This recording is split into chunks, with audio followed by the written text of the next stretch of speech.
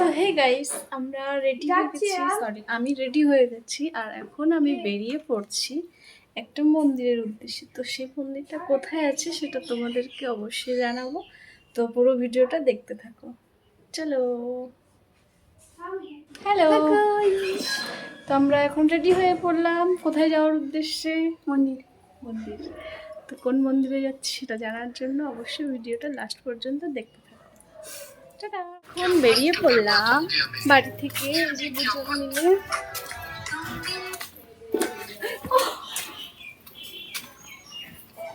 চলো যাওয়া যাক। এটা কি তোমরা কি বলতে পারবে কেউ? জানি বলতে পারবে না, কারণ আমিও নিজে জানি না এটা কি, কারণ আমি এটা অন্য কিছু বানিয়েছিলাম আর অন্য কিছুতে ইউজ করলাম। তো কেমন লাগছে জানিও আমাকে। আমরা বাস স্ট্যান্ডে চলে বাসে উঠে গেছি। এখন আমরা বাসে উঠে গেছি, সবার লাস্টে সিট পেয়েছি, কি বলবো।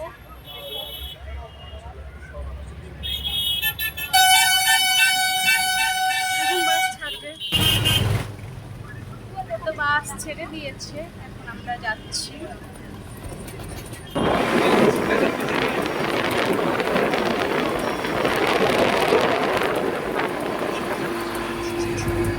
আমরা বাস থেকে নেমে গেছি, এখন যাচ্ছি মন্দিরের দিকে।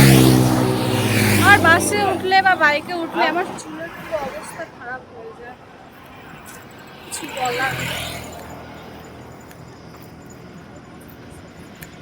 এই যে দেখতে পাচ্ছ পার্কিং ধাবায় আমরা চলে এসেছি অলরেডি, আর এখানেই আছে আমাদের সেই ইসকন মন্দির।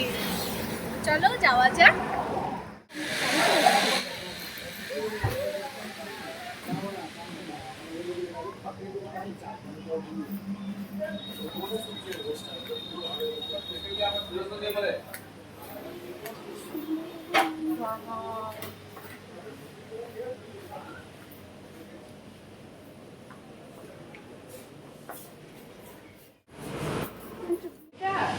তো তোমাদের জানিয়ে রাখি এই মন্দিরটার অ্যাড্রেস হচ্ছে মালদা যাওয়ার পথে পারদেশি ধাবা।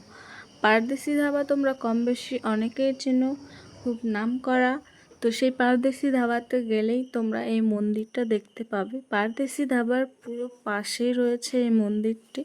তোমরা যদি যেতে চাও তো অবশ্যই যেতে পারো, খুব সুন্দর একটা জায়গা। আর এখানে দেখতে পাচ্ছ অষ্টসখী প্লাস আমাদের প্রিয় রাধাকৃষ্ণ রয়েছে। আমি এখানে একটু সিনেমেটিকভাবে ভিডিও করার চেষ্টা করেছি, কিন্তু হয়নি, জানি আমি পারি না। তো এইভাবেই দেখো খুব সুন্দর জায়গাটা, ঠিক আছে। এটাকে তোমরা কি কেউ চেনো? চকলেট নিয়ে বাড়ি যাচ্ছি। টাটা। ঘোরা কমপ্লিট, আমরা এখন বেরিয়ে গেলাম, এখন বাস ধরবো। এখানে কোনো বাস দাঁড়াচ্ছিল না, তাই আমরা এখান থেকে অটো ধরে পরের স্ট্যান্ডে গিয়েছিলাম, যেখান থেকে আমরা বাস ধরবো।